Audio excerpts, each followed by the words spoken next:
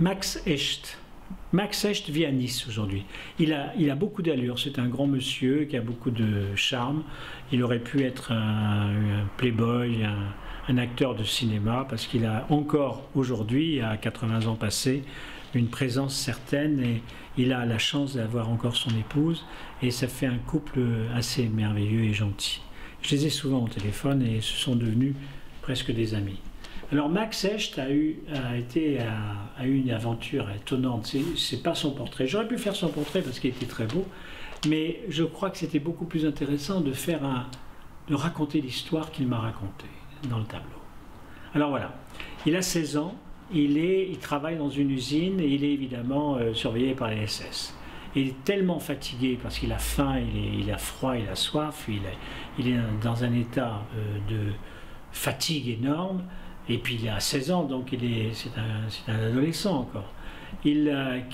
Fatigué, à un moment, il va se cacher dans une armoire métallique pour dormir. Et là, il s'endort. Et évidemment, à l'appel de 6 heures, il n'est pas là. Alors les SS le cherchent partout.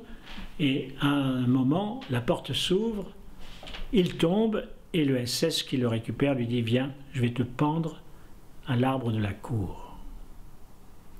Et donc, Max est devant lui.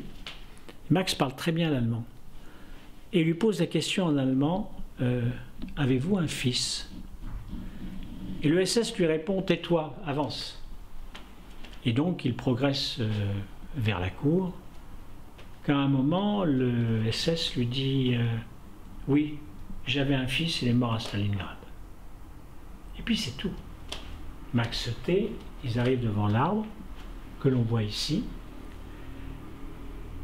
et le SS le regarde et lui dit « Va-t'en ». Donc il lui a donné la chance de sa vie. Et c'est pour ça que cet arbre est à la fois mort et vivant. Si on le regarde un peu de près, on voit qu'il y a des bourgeons.